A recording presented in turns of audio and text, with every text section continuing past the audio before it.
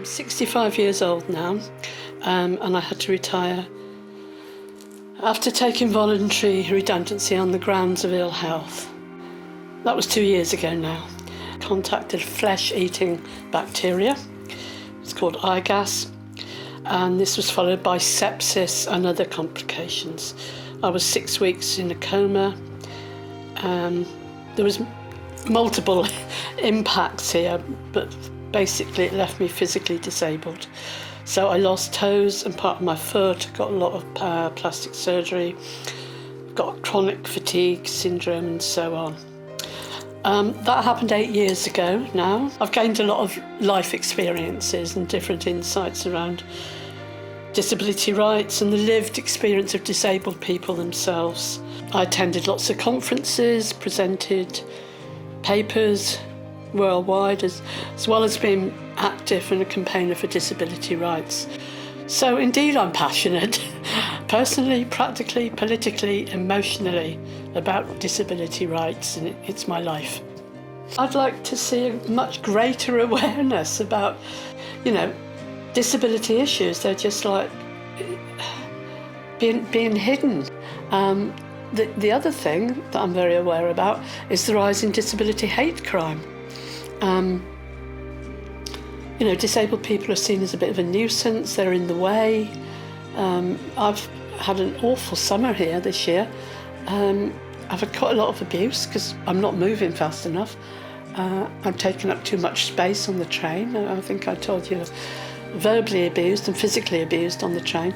And it's just, I know I should have gone to the police. People have told me that afterwards.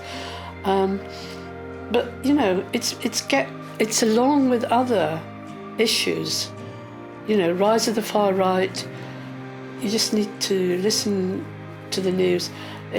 Society's becoming very fragmented, and there's always to blame the other. And I'm afraid disabled people are becoming the other. Before I was taken ill, the weekend before, I ran. I was trying to build up my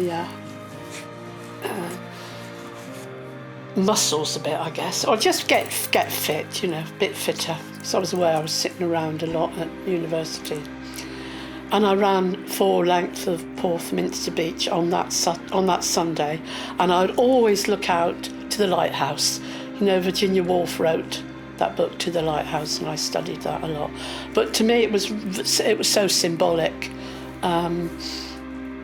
It was just somewhere else.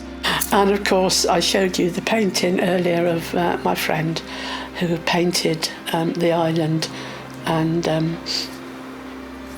sadly she decided to go into the sea and not come back. She supported me really well when I was ill, but obviously she had her own problems.